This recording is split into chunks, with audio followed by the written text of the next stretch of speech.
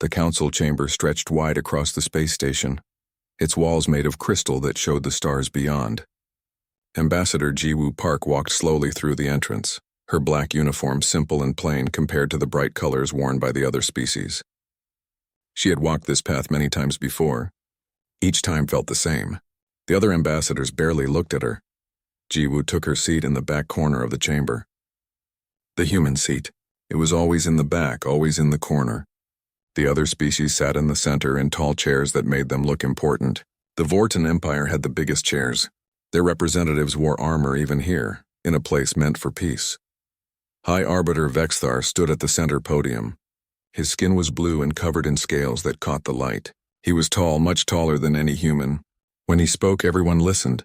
His voice carried across the chamber without any device to make it louder. "We gather today to discuss territorial matters," Vexthar began. His eyes moved across the room but never stopped on Jiwoo.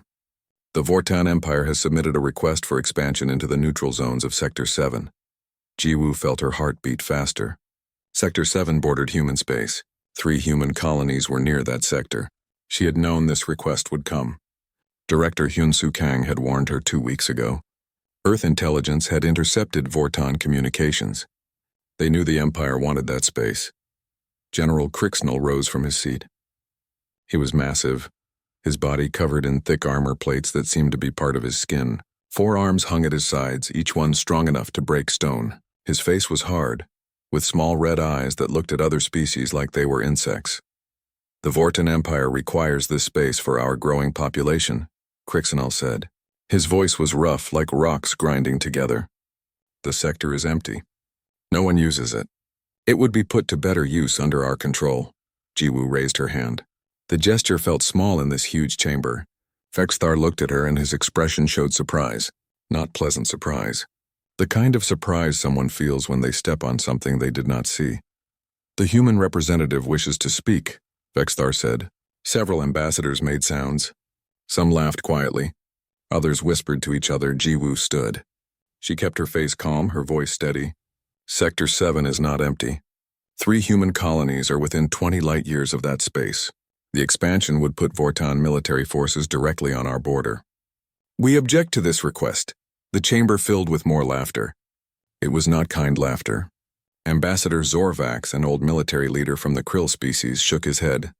His 4 eyes blinked in sequence, something his species did when they found something amusing. "The humans object," Zorvax said loudly. "Tell me, Ambassador Park, how many warships does Earth possess? How many soldiers do you have to defend these colonies you care so much about?" Jiwoo did not answer immediately. She knew Earth's military strength was classified at the highest level. Only a few dozen people in the entire government knew the truth. She was one of them. But she could not tell this council. "Not yet. Earth's defensive capabilities are sufficient for our needs," she said carefully. Crixnell laughed. It was a harsh sound, like metal scraping metal. "Sufficient? Your species has been part of this council for 70 years. In that time, we have never seen a human warship. We have never heard of human military victories. You arrived in generation ships slow and weak. You have no advanced weapons. You have no tactical experience. And you dare to object to Vortan expansion?" The chamber erupted with voices. Most agreed with Crixnell. Jiwoo heard words like primitive and backward and irrelevant. She sat down slowly. Her earpiece buzzed with an encrypted signal. She touched it lightly. "This is Kang," said a voice only she could hear. Director Hyun-Soo Kang spoke from Earth, from the intelligence headquarters buried deep under the mountains. "I am watching the session. Do not engage further. Let them believe what they want to believe." Jiwoo tapped her earpiece twice. The signal meant she understood. She watched as the council voted. One by one, species raised their hands or made their signals. The vote was unanimous except for 2. Jiwoo voted against the expansion. Councillor Thylene, a gentle representative from the Luminar species, also voted against it. Thylene caught Jiwoo's eye from across the chamber. She was small, her skin glowing with soft light. Her people valued peace above all things. They had been kind to humans since first contact. Thylene nodded slightly, a gesture of sympathy. Vexthar announced the results. "The motion passes. The Vortan Empire is granted rights to expand into Sector 7. This session is concluded." As the ambassadors left the chamber, Crixnall walked past Jiwoo. He stopped and looked down at her. Up close, he was even larger. His shadow covered her completely. Your colonies should evacuate, he said quietly. Vorton ships will begin moving through that sector within the month. Any vessels we find will be considered hostile. We will not be gentle with obstacles. Jiwoo looked up at him. Her expression did not change. General Crixnall, my government will take your words under advisement. However, our colonies will remain where they are. They are our territory. We will defend them. Crixnall made a sound that might have been laughter. Defend them with what? Do not make me destroy your little colonies, Ambassador. It would be a waste of ammunition. He walked away. Jiwoo stood alone in the chamber for a moment. The stars beyond the crystal walls seemed cold and distant. She touched her earpiece again. Kang, did you hear that? Every word, the director replied. The general is making threats against our colonies. That changes things. I am going to recommend to the council that we begin preparations. The politicians will need to approve it, but after this I think they will. Jiwoo left the chamber and walked through the station corridors. Other species moved past her, talking in their various languages. None of them looked at her. To them, she was invisible. Earth was invisible. Humanity was just another weak species that would eventually fade away or be conquered. They did not know the truth. For 70 years, Earth had been building. Not generation ships. Not colony vessels, warships, hundreds of them. Hidden in asteroid fields, in the dark spaces between stars. In orbits around dead worlds where no one looked. Admiral Taewon Kim commanded a fleet that rivaled any in the galaxy.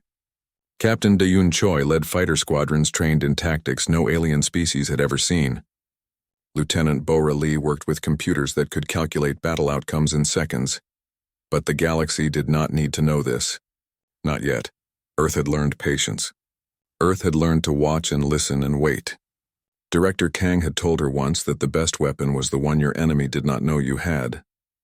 Jiwoo reached her small ship and climbed inside. The cockpit was simple, designed for one person. She started the engines and left the station. As she flew toward the jump gate that would take her back toward human space, she looked at the stars. Somewhere out there, the Vorton Empire was preparing to expand. Somewhere out there, General Crixnall was planning his moves. He thought humans were weak. He thought Earth could be pushed aside. He was wrong. And soon, very soon, he would learn just how wrong he was. Nova Terra had been a peaceful place for 20 years. 50,000 humans lived there, farming the rich soil and building homes under the purple sky. The colony had 3 small cities and dozens of villages spread across the main continent. Children played in the streets. Markets sold fresh food. People felt safe. That feeling ended at dawn on the 15th day of the 3rd month. Governor Dae-hyun Song was drinking his morning tea when the alarm started. At first he thought it was a drill. The colony ran drills every few months to keep people prepared. But this alarm sounded different. It was faster, more urgent. His communicator buzzed on the table. Governor, this is Defense Control. We have multiple unknown vessels entering orbit. They are not responding to hails. They are not transmitting identification codes. The voice belonged to Commander Yoon Ji-han, head of the colony's small defense team. Dae-hyun ran to the operations center. The building was small but filled with screens and computers.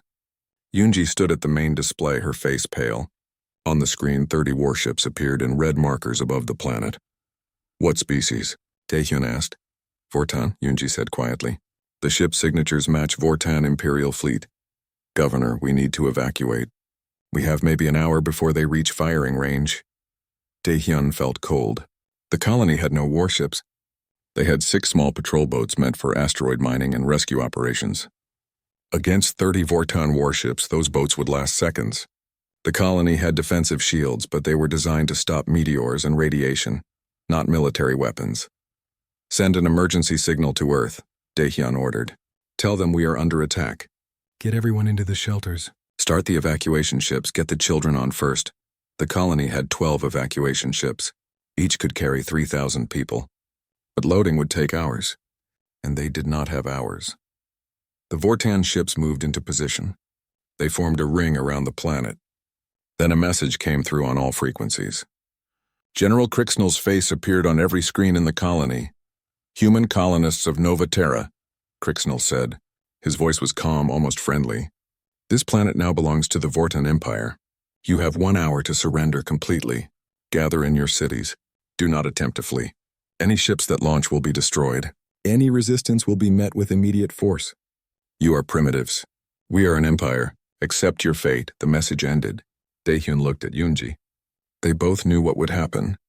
The Vortons would not accept surrender. They wanted the planet. The humans living on it were inconvenient. The Empire would remove that inconvenience. Keep evacuating, Daehyun said. Get as many people away as possible. I don't care what Crixnell said. Launch the ships. 3 evacuation ships lifted off from the main spaceport. They got 200 kilometers up. Then the Vortan ships fired. Bright beams of energy cut through the sky. The evacuation ships exploded. Pieces rained down on the colony below. 9,000 people died in seconds. The bombardment began 5 minutes later. Vortan weapons hit the shield generators first. The colony's shields flickered and died. Then the warships targeted the cities. Buildings exploded. Streets cracked and melted. Fire spread through neighborhoods. The purple sky turned black with smoke. Daehyun watched it all from the operations center. People screamed on the communicators. Parents called for their children. Emergency teams tried to reach the wounded but could not get through the fire. The center shook as a blast hit nearby. Dust fell from the ceiling. Did the message reach Earth? He asked. Yoonji nodded. Yes, it went through the emergency relay. Earth received it 12 minutes ago. 12 minutes.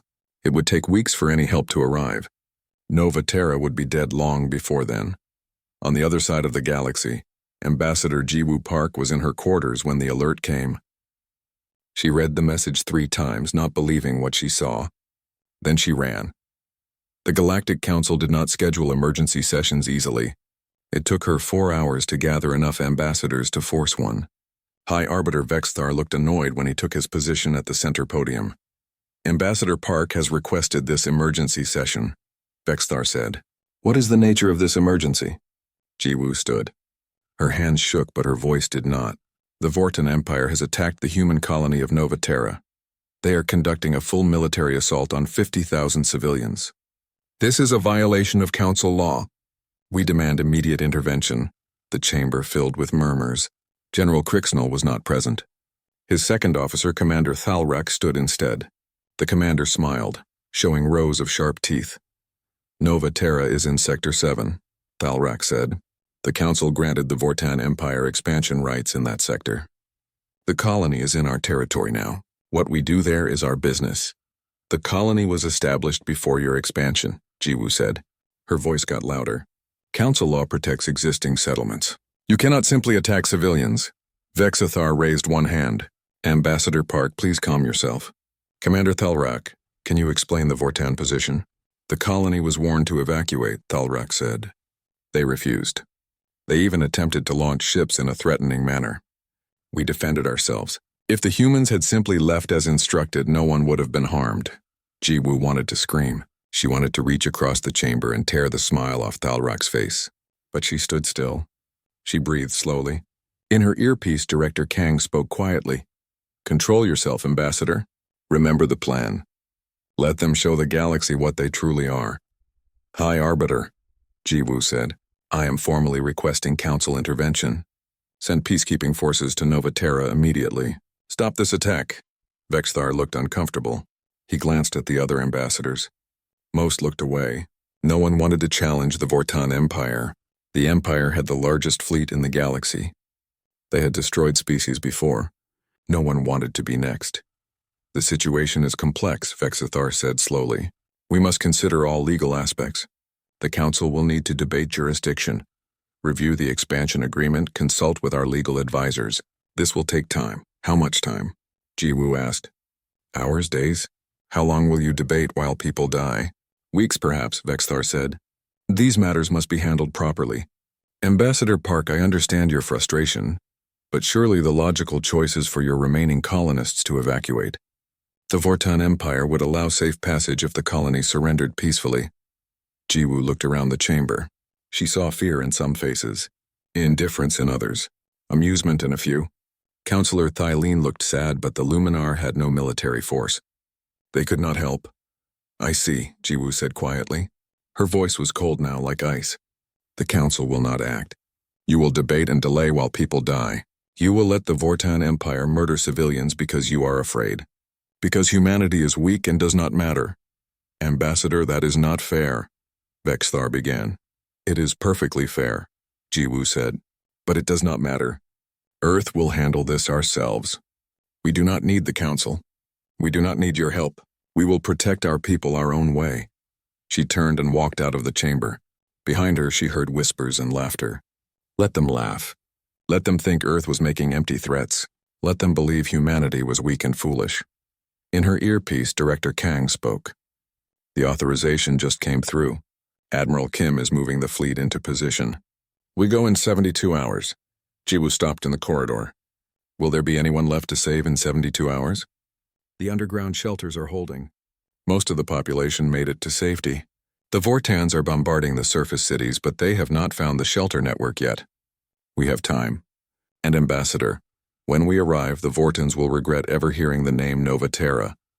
Jiwoo looked back at the council chamber. Soon everyone in that room would learn the truth. Soon the galaxy would see what humanity really was. And Jiwoo found herself almost feeling sorry for the Vortan Empire. Almost, but not quite. The asteroid field near Jupiter had been empty for decades. No mining operations came here anymore. The rocks were too small, too scattered, not worth the fuel cost. It looked like just another dead zone in space, but appearances could be deceiving. Admiral Taewon Kim stood on the bridge of the Indomitable, watching as the largest military force humanity had ever assembled came to life. 300 warships emerged from hiding. They had been there all along, their surfaces coated with materials that bent light and radar around them. To sensors, they looked like asteroids. To the eye, they looked like empty space. Now they revealed themselves. The Indomitable was massive, 5 kilometers long and bristling with weapons. It made the old generation ships look like toys. Around it, destroyers and cruisers took formation. Fighter carriers opened their bays. Smaller ships moved into escort positions. Taewon was 60 years old. He had spent 40 of those years in Earth's secret military program. He had watched humanity build this fleet piece by piece, ship by ship.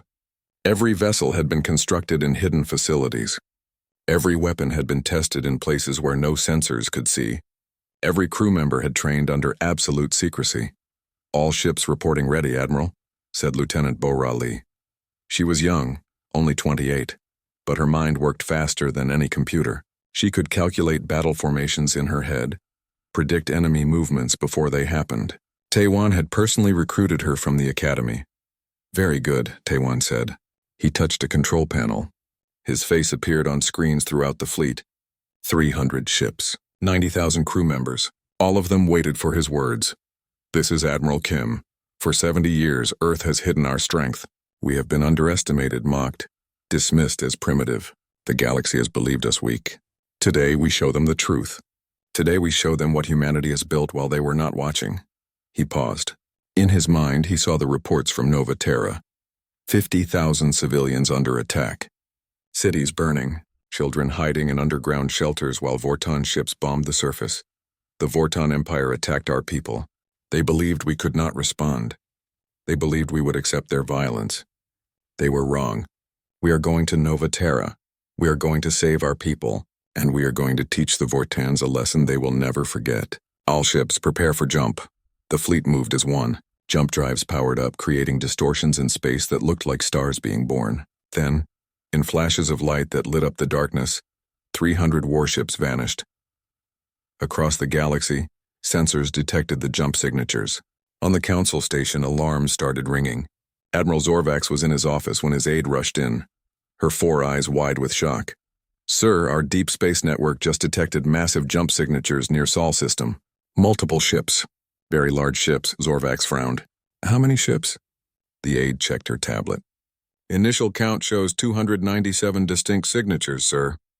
But that cannot be right. Sol system is human territory. The humans do not have that many ships. Run the scan again, Zorvax ordered.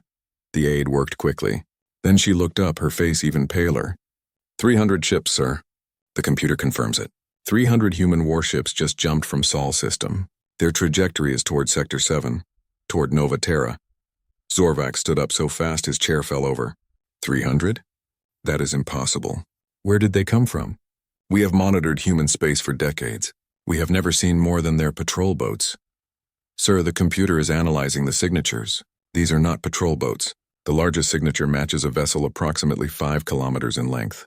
That would make it larger than any warship in the galaxy except for the Vortan Empire's flagship. Zorvax felt something he had not felt in many years. Fear. He had been a military commander for 3 decades. He had fought in 12 wars. He thought he knew every military force in the galaxy. Apparently, he had been very wrong. Get me High Arbiter Vexthar. Now. On Earth, Captain Da-Yun Choi sat in the cockpit of her fighter. The Ghost Squadron was ready.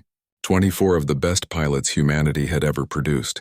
Their fighters were small, fast, and armed with weapons that could cut through any known shield technology. Da-Yun was 32. She had been flying since she was 16. She knew every trick, every maneuver, every way to make a fighter do things it was not supposed to do. Her squadron trusted her completely. They would follow her into any battle.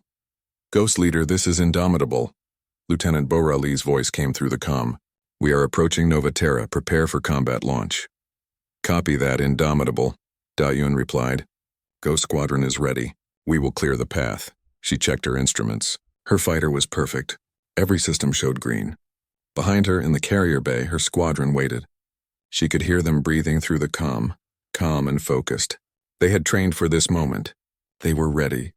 The fleet dropped out of jump space at the edge of the Nova Terra system. Immediately, the Vortan ships detected them. On the Vortan flagship, General Crixnell was sleeping when the alarms woke him. He stumbled to the bridge, still half asleep. Report, he growled. His tactical officer pointed at the main screen. Sir, multiple ships just entered the system. Very large formation. They are approaching our position. Crixnell looked at the screen. He saw the markers representing incoming ships. He counted quickly. His expression changed from annoyance to confusion to disbelief. 300 ships? He said. What species? Is it the Krill? The Luminar? The tactical officer checked his console. His hands started shaking. Sir, the signatures match human design. These are human ships, Crixnell laughed. It was not a happy laugh. Impossible. The humans have no fleet. This must be an error. Run a diagnostic on the sensors. Sir, the sensors are functioning correctly. Visual confirmation coming in now. The main screen changed. It showed space near Nova Terra. And filling that space like a swarm of metal insects were warships. Hundreds of them. They moved in perfect formation, their hulls dark and angular. At the center was a vessel so large it seemed impossible. The indomitable Crixnell stared. His mind could not accept what he saw. The humans were primitive. They had arrived in generation ships. They had no military. They had no power. Everyone knew this. The entire galaxy knew this, but the ships on the screen were real. They were here, and they were moving toward his fleet with clear hostile intent. All ships to battle stations, Crixnell ordered. His voice was not as confident as before. Prepare defensive formations. Contact the Empire. Request reinforcements immediately. On the bridge of the Indomitable, Admiral Taewan watched the Vortan ships scramble. He had seen their tactics before. Earth intelligence had studied every Vortan battle for decades. He knew exactly what they would do. Lieutenant Lee, what is their formation? He asked. Bora studied her screens. Standard Vortan defensive shell, sir. Heavy ships forward. Light cruisers in support, command ships in the center. They are preparing to engage at medium range. Taewan smiled. It was not a kind smile. They think we will fight like other species. They think we will charge forward and trade shots until one side breaks. They do not understand human tactics yet. Launch Ghost Squadron. Tell Captain Choi to eliminate their command network. Yes, sir. Da-Yun felt the launch catapult grab her fighter. 1 second she was in the carrier bay. The next second she was in open space, moving at incredible speed. Around her, 23 other fighters launched in perfect sequence. Ghost Squadron, form up on me, she said. We are going for the command ships. Stay tight, stay fast, and remember your training. These Vortans hurt our people. Let us show them what that mistake costs. The squadron moved as one unit. Their fighters were painted black, almost invisible against space. Their engines left no visible exhaust. To the Vortan sensors, they would look like small debris until it was too late. On the council station, High Arbiter Vexthar stood in the command center, watching the sensor feeds. Around him, ambassadors from every species crowded in. Everyone wanted to see what was happening at Nova Terra. The human fleet is real. Admiral Zorvac said quietly. He sounded like he could not believe his own words. 300 warships. Where did they come from? How did we not know? Ambassador Jiwoo Park stood to one side, her expression calm. Inside, she felt satisfaction. The galaxy was about to learn a lesson. The lesson was simple. Never underestimate humanity. Never assume silence means weakness. Never attack Earth's people and expect no response. Ambassador Park, Vexthar said. His voice shook slightly. Can you explain this? Where did this fleet come from? Jiwoo looked at him. You assumed we were weak because we did not show our strength. You assumed we were primitive because we did not boast about our capabilities. You were wrong, High Arbiter. Earth has been preparing for this day since we joined the Council. We hoped we would never need to reveal our power. The Vortan Empire forced our hand. Counselor Thylene stepped forward, her face glowing with concern. Ambassador Park, what will happen now? Will there be war? That depends on General Crixenal, Jiwoo said. If he surrenders immediately and withdraws from Nova Terra, Earth will accept. If he chooses to fight, then the Vortan Empire will learn why humanity spent 70 years building a fleet in secret. The Emergency Council session began 3 days after the Battle of Nova Terra. Every species sent their representatives. The chamber was more crowded than it had been in decades. Everyone wanted to see what would happen next. Ambassador Jiwoo Park walked to her seat. It was not in the back corner anymore. Overnight, station workers had moved it to the center circle, next to the seats reserved for the major powers. No one had asked permission. No one had announced it. The change simply happened, as natural as gravity. The other ambassadors watched her as she passed. Some faces showed respect. Some showed fear. A few showed anger. But no one laughed. No one whispered. The dismissive attitudes had vanished like smoke. High Arbiter Vexthar stood at the center podium. He looked older than he had a week ago. The scales on his face seemed duller. When he spoke, his voice lacked its usual confidence. We gather today in extraordinary circumstances, Vexthar began. Recent events have forced the Council to confront uncomfortable truths. The attack on Nova Terra violated Council law. The subsequent battle revealed capabilities we did not know existed. We must now address these matters openly and honestly. General Crixenal sat in the Vortan section. His armor was clean, but his posture showed defeat. He did not look at anyone. He simply waited for judgment. General Crixenal, Vexthar said, you are called to testify. Explain your actions at Nova Terra. Crixenal stood slowly. High Arbiter, I attacked the human colony believing it was an acceptable military action. The Council had granted expansion rights to Sector 7. I assumed any human presence there could be removed. I was following standard Imperial protocol. Standard protocol, Vexthar repeated, which includes attacking civilians? Crixenal's jaw tightened. The Vortan Empire has always dealt with obstacles efficiently. Civilian colonies in our expansion zones have been cleared before. No one ever objected strongly enough to matter. The chamber erupted in voices. Some ambassadors shouted denials. Others nodded slowly, acknowledging an uncomfortable truth.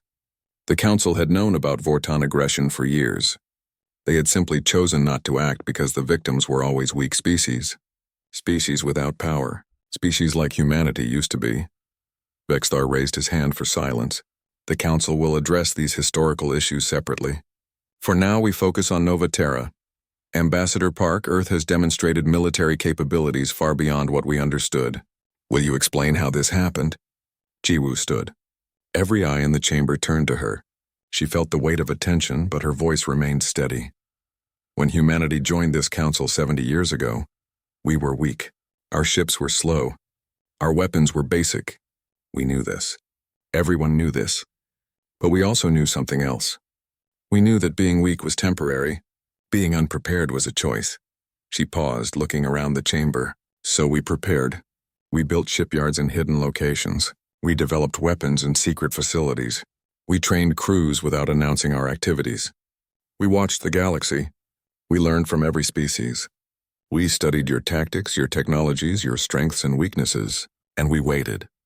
You lied to us, Ambassador Zorvac said. His 4 eyes blinked rapidly. You pretended to be weak while building a fleet. We did not lie, Jiwoo replied calmly. We simply did not share information you never asked for. Tell me, Ambassador Zorvac, does your species share all of its military capabilities with the Council? Does anyone here display their full strength openly? Zorvax had no answer. Because the truth was simple. Every species kept secrets. Every species had hidden capabilities. Earth had simply been better at hiding than most. Director Hyun-Soo Kang had sent Jiwoo a data package the night before.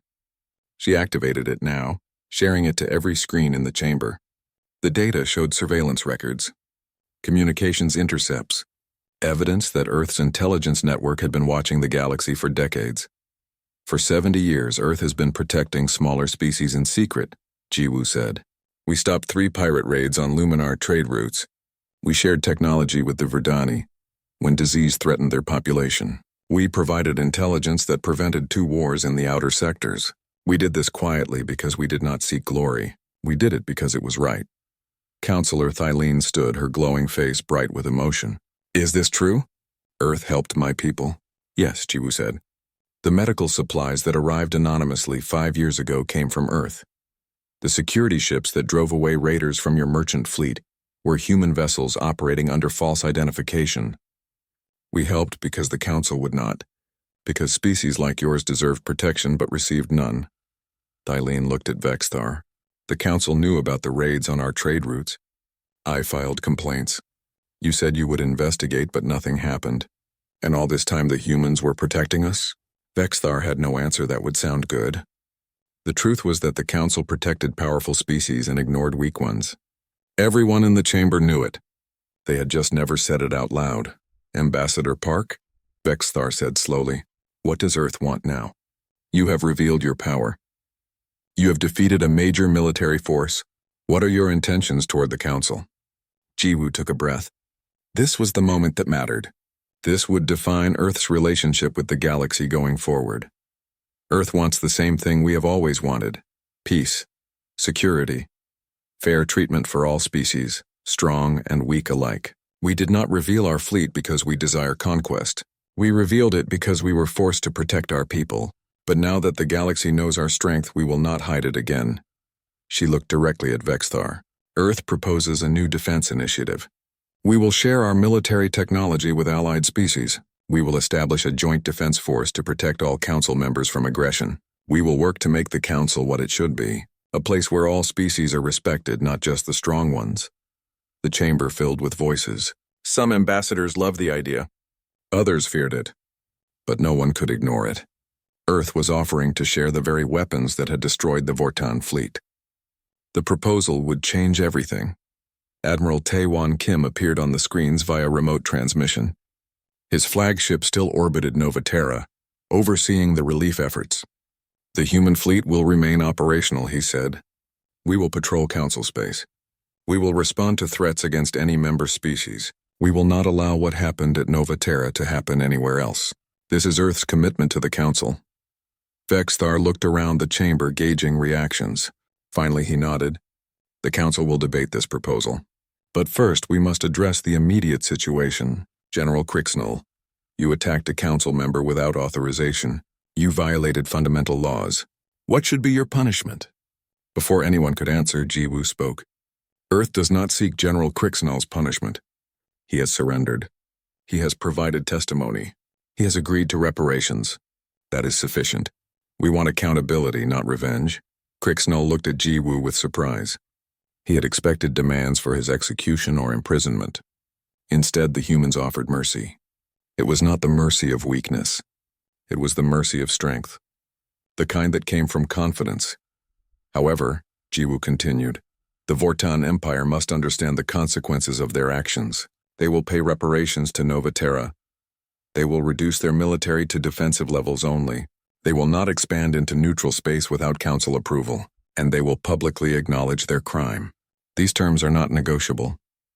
The Vortan ambassador, a diplomat who had replaced Crixnell's military authority, stood slowly. The Vortan Empire accepts these terms. We recognize that we made a grave error. We attacked without justification. We assumed Earth was weak and we were wrong. We will abide by all conditions. Vexthar looked relieved. The crisis had a resolution.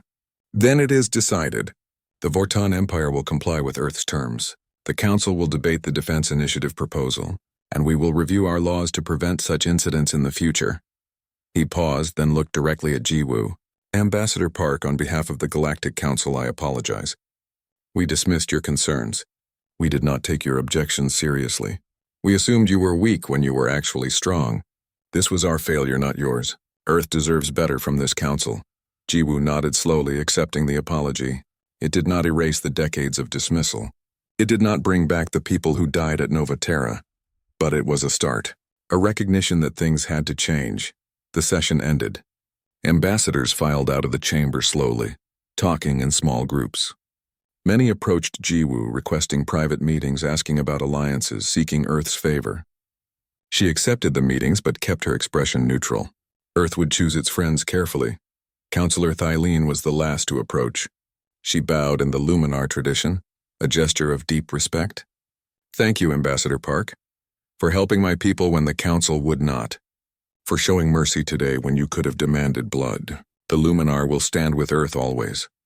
Thank you, Counselor, Jiwoo said. Earth values friends who stand by their principles. That night, Jiwoo stood at the observation window in her quarters, looking at the stars. She thought about the past 70 years, about the mockery and dismissal, about the patience Earth had shown. Captain Daeun Choi pushed her fighter to maximum speed. The cockpit displays showed the Vortan fleet ahead, still organizing their defensive formation. They had not detected Ghost Squadron yet. The stealth coding worked perfectly. Ghost 2, this is Ghost Leader, Daeun said. I have target lock on the command ship. Everyone pick your targets. Fire on my mark. 23 confirmations came back instantly. Her squadron was ready. They had practiced this exact scenario 1,000 times. But practice was different from reality. This time, if they failed, people would die. Daeun did not plan to fail. 3, 2, 1 mark. 24 fighters fired as one. Their weapons were new technology, something Earth had developed in secret. Beam weapons that did not scatter over distance, that could punch through any known shield. The Vortans called their shields impenetrable. They had never faced human weapons before. General Crixnell saw the alerts on his screen 1 second before the impacts. Incoming fire! Shields to maximum. The shields activated. For half a second they held. Then the human weapons cut through them like they were not there at all. 24 beams struck 24 different Vortan ships. Command vessels. Communication ships. Tactical coordinators. Every ship that helped the fleet work together. Explosions lit up space. The Vortan command network died in seconds. Ships that had been moving in formation suddenly lost coordination. They drifted, their captains trying to figure out what happened. Trying to get new orders, trying to understand how small fighters had destroyed their most protected vessels. Ghost Squadron. Break and attack, Daeun ordered. Free engagement. Make them panic, the squadron split apart. Each fighter became its own weapon, darting between the larger Vortan ships, firing at engines and weapon systems. The Vortans tried to track them, but the human fighters were too fast, too agile. They moved in ways that should have torn the pilots apart from the force, but somehow the humans managed it. On the Indomitable, Admiral Tae-Wan watched the tactical display with satisfaction. The Vortan formation was breaking apart exactly as he predicted. Lieutenant Lee, begin the main assault. All ships forward. Target their heavy cruisers first. Bora's fingers moved across her console with incredible speed. Targeting solutions uploaded to all ships. Firing sequences synchronized. All vessels report ready. Fire. 300 warships opened fire. The weapons were different types, different designs, but all shared one thing. They were devastatingly effective.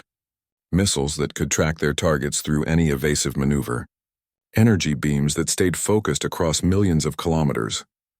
Railguns that fired projectiles at a fraction of light speed. The Vortan fleet had never experienced anything like it. Their shields, which had protected them in countless battles, failed against human weapons. Their armor, thick and strong, cracked and melted. Their ships, built to dominate any battle, exploded one after another. General Crixnell watched his fleet die around him. In 30 years of military service, he had never lost a battle. He had conquered 12 species.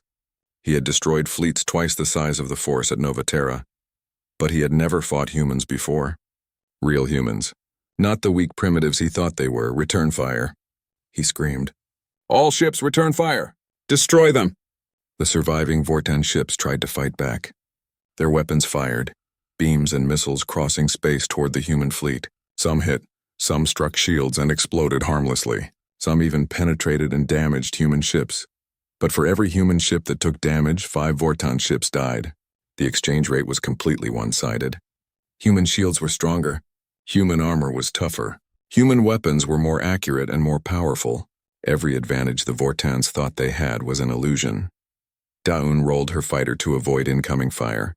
A Vortan destroyer had finally managed to track her. Defensive turrets spat energy bolts in her direction. She twisted through the pattern, her hands moving on the controls without conscious thought. Years of training took over.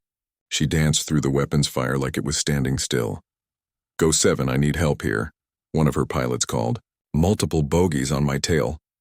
"Copy, Ghost 7 coming around." Daun pulled hard, her fighter spinning in a direction that made the physics of space seem optional. She came up behind 3 Vortan fighters that were chasing her squadron mate. 3 quick shots. 3 explosions. Clear. Stay focused. The battle raged for 2 hours. To the observers on the council station, it looked like chaos. Ships moving in patterns they did not understand. Explosions. Energy beams crossing space in every direction. But to Admiral Taiwan, it was a beautiful dance. Every ship moved according to his plan. Every shot was calculated by Lieutenant Bora's tactical computers. Every maneuver had been practiced and perfected. Humanity had spent 70 years preparing for this moment. They had studied every battle in galactic history. They had analyzed every species' tactics. They had built weapons specifically designed to counter the technologies used by the major powers. And now, all that preparation paid off. On the council station, the observers watched in stunned silence.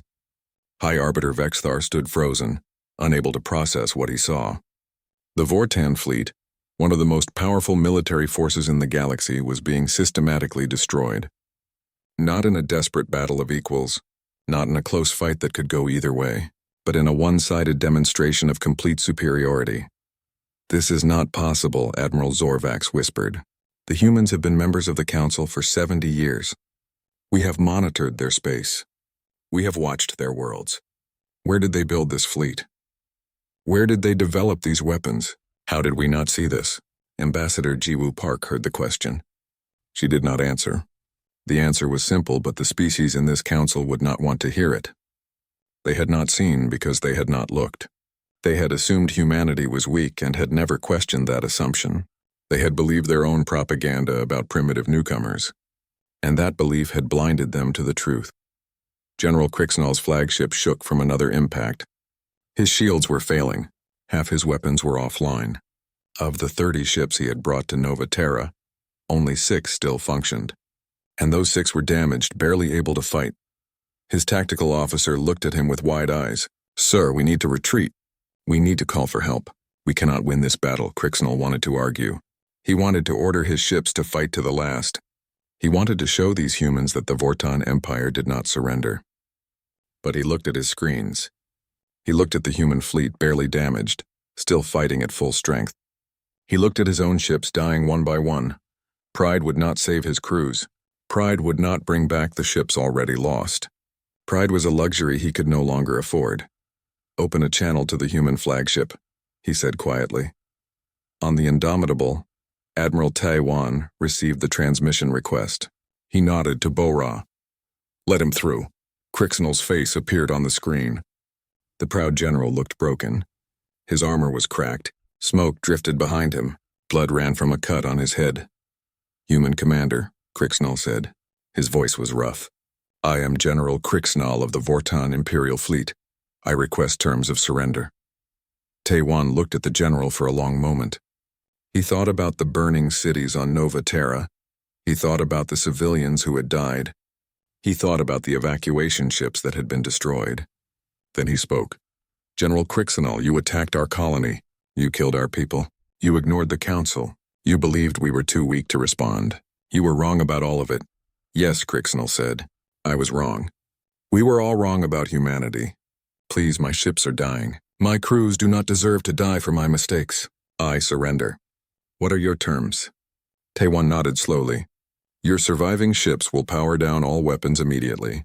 You will retreat from Nova Terra system and will not return. You will provide full data on your attack, including orders and authorizations. You will personally testify before the Galactic Council about this incident, and the Vortan Empire will pay reparations to Nova Terra for the damage caused. Do you accept these terms? I accept, Crixinal said without hesitation. Then power down your weapons. This battle is over, the transmission ended. Around the battlefield, the remaining Vortan ships went dark. Their weapons powered down. Their engines reduced to minimal thrust. They were defeated. Completely and utterly defeated. In the council chamber, no one spoke. No one moved. They had all seen it. The Vortan Empire, one of the greatest military powers in the galaxy, had been broken in 2 hours by a species they had called primitive, by a species they had mocked and dismissed, and every ambassador in that chamber understood. The galaxy had changed. Earth was no longer weak. Earth was no longer irrelevant. Earth was a force that demanded respect, and no one would ever make the mistake of underestimating humanity again.